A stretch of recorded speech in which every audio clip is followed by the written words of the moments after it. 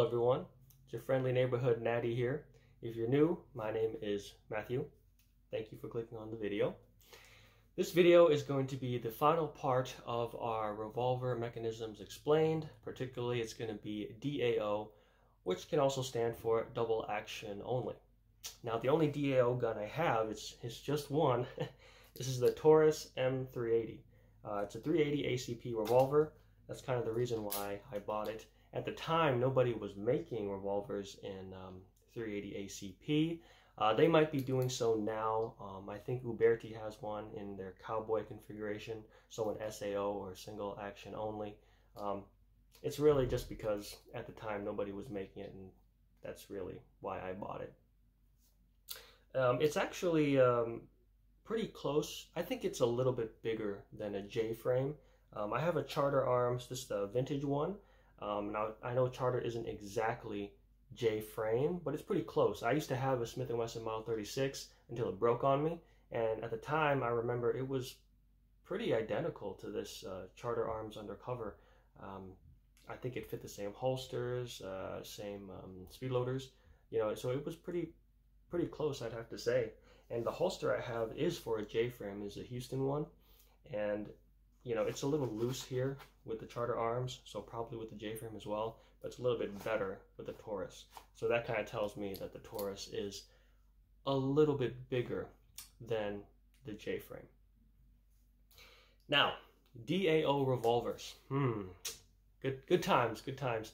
Why did we come to designing a DAO revolver? Well, if you consider the DAO autoloader, right, at the time, it was kind of an answer to a question that wasn't asked or an attempt to reinvent the wheel.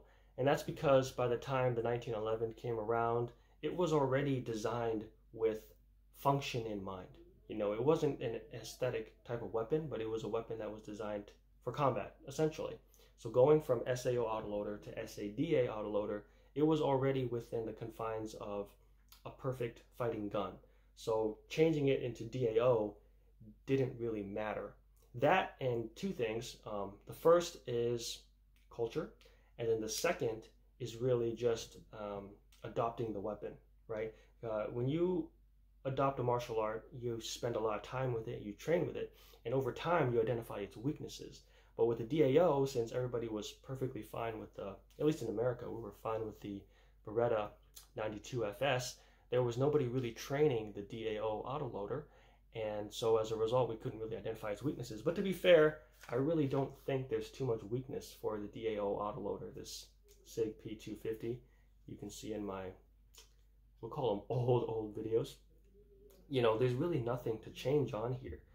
People do complain about the double action trigger being kind of heavy, but that's something that you can train out there. There's nothing you can, as a combat weapon, it's already set. It's designed already. There's nothing to change. Right. Now, what makes the DAO revolver any different? Well, two things. I think the first is that it's culture as well, of course. And then secondly, it's that we trained with the revolver for a very long time. All other countries, Europe, Africa, Asia, as soon as the autoloader came by, they all adopted the weapon immediately. Except for us in America, we actually held on to revolvers for a very long time. That's why you'll hear old people like me talk about cop guns or cop shows, which will always have either a Colt Cobra Detective Special, maybe a Smith & Wesson Model 36 Chief Special. We held on to revolvers very long time, up to 50s, 60s, 70s. Wasn't it about 80s when we switched over to the 92 FS? So as a result, since we train with the weapon longer, we're able to identify its weaknesses, which essentially is kind of the hammer. The hammer is basically what we noticed during those days, is that the hammer can get caught up in clothing and it can stop your draw. Unfortunately, I'm sure it has killed some people before. So that was one major weakness that was identified.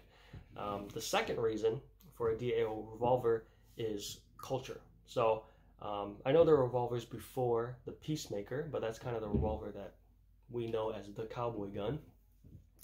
And the Peacemaker was, it was always open to a lot of customization.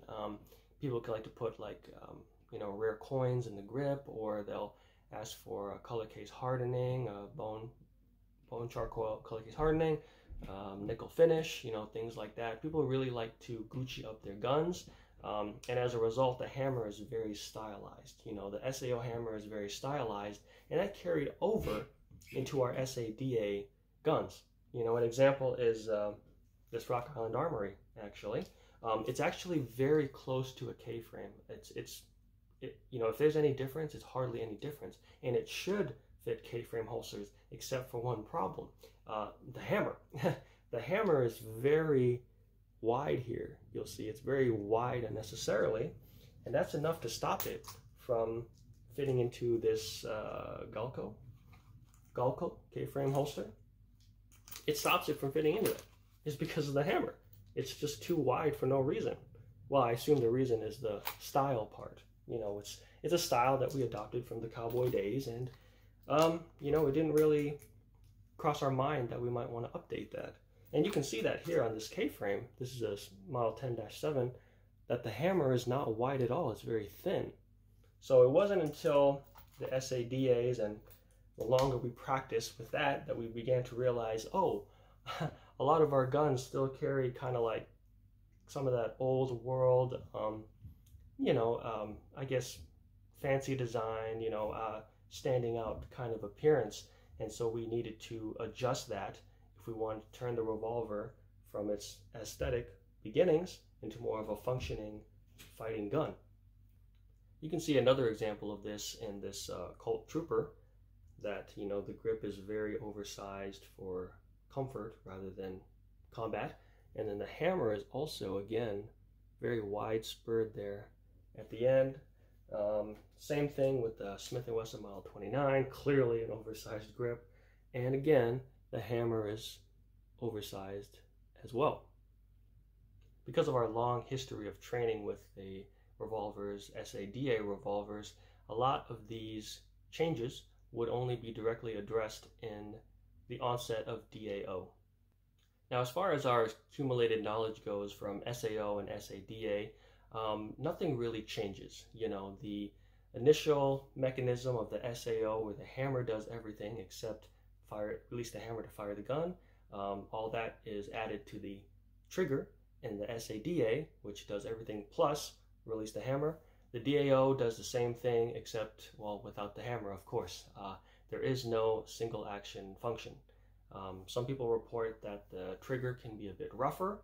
I do feel that with the Taurus M380, but it's more kind of like a loose, slipping kind of a trigger rather than a rough pull. So I'm going to say that that's probably just attributed to this particular gun itself.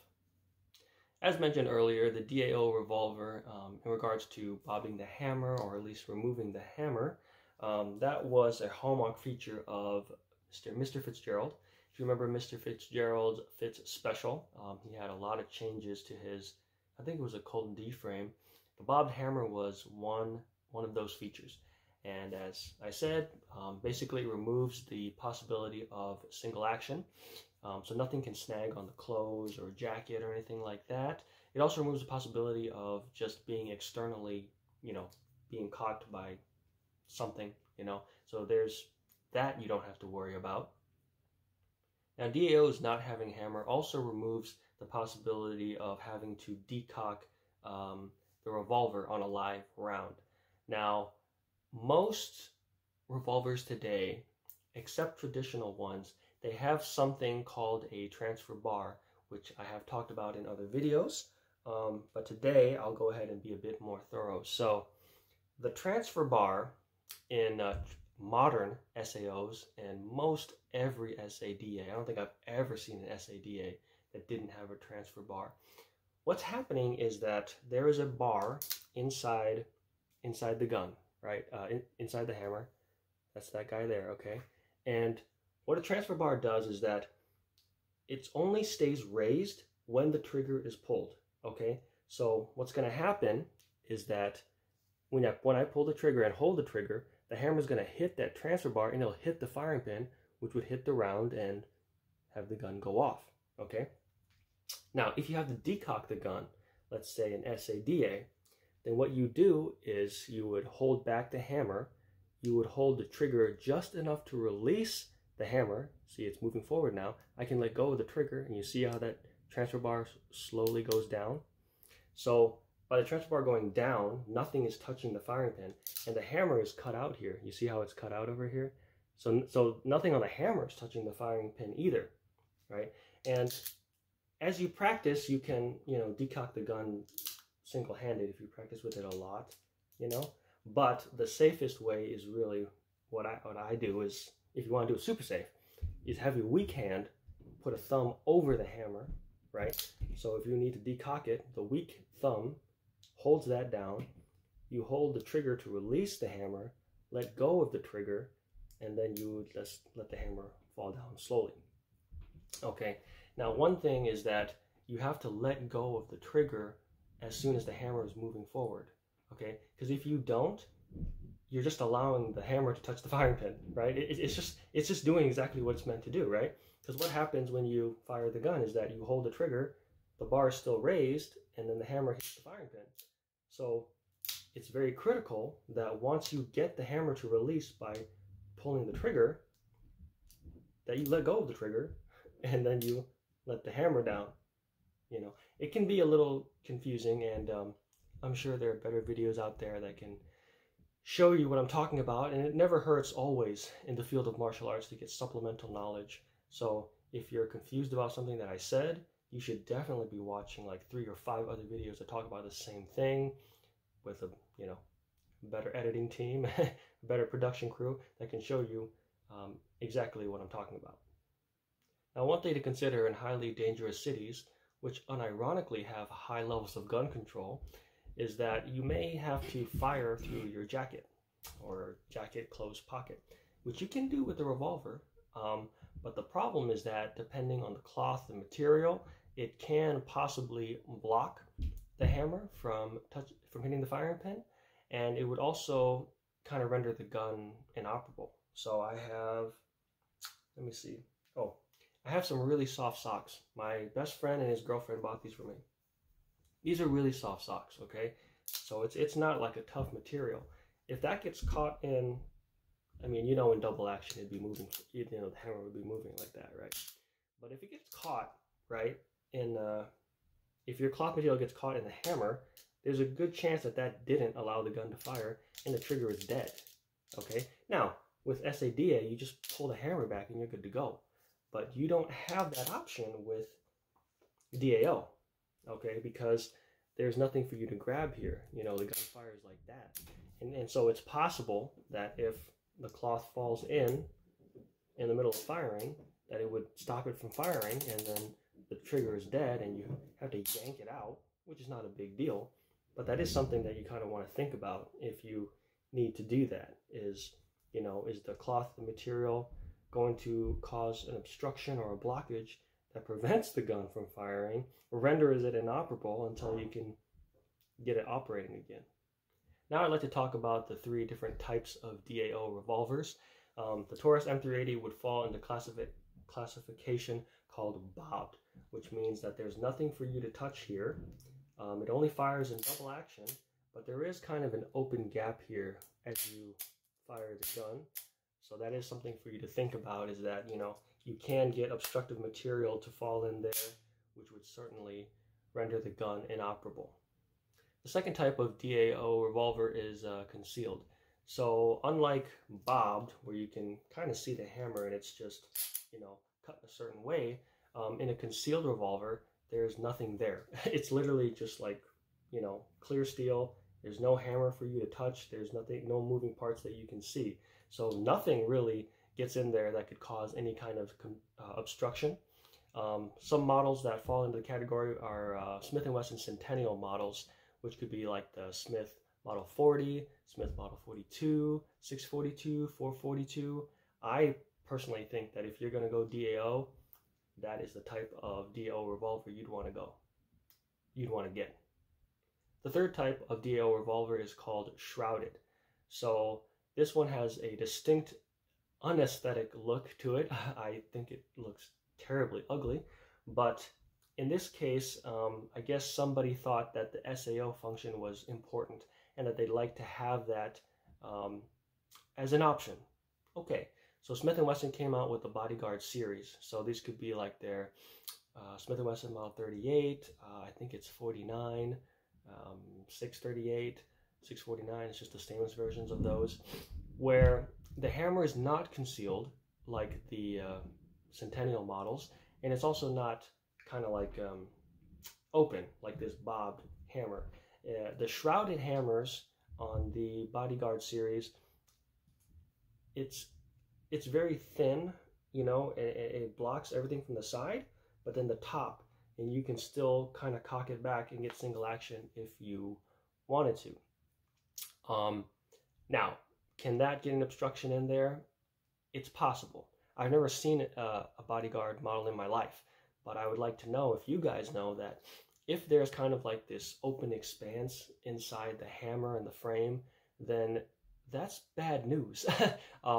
Certainly small material can get in there and render the gun completely inoperable. You know, like, I mean, if it's really like a cave expanse in there, you got to take the whole thing apart, right? Like, you're not going to be able to get that thing running again. And all at the cost of being able to do single action, which would in turn mean you have to train decocking the gun in single action. I mean, you know, if that's really what you want, if the single action capability is that important to you, then I guess those would be some of the weaknesses that I would strongly consider when you're thinking about purchasing that. All right, now we have to talk about training protocol.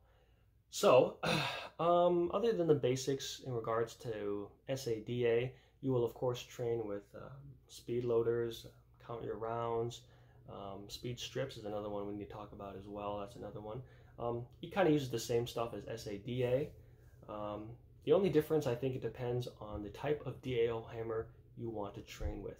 If you're going to go with the concealed hammer, like the Centennial models, that's the best. You know, you don't even have to train or practice for snags because nothing can possibly render the gun inoperable. Now, if you want to go with the Bodyguard models or the shrouded hammers, shrouded hammer guns, well, that's something that you have to strongly consider. If the possibility of the gun being rendered inoperable, assuming that there's just a cave expanse between the hammer and frame, then is that really worth single action to you? Along with the homework of you have to now train very hard to make sure that you understand how to decock a gun in SA firing mode, you know. And if the plus of that, if the minus of that is worth the plus of SAO, single action, then I would definitely train for that. You know, I would try to induce inoperability and make sure that you handle that accordingly.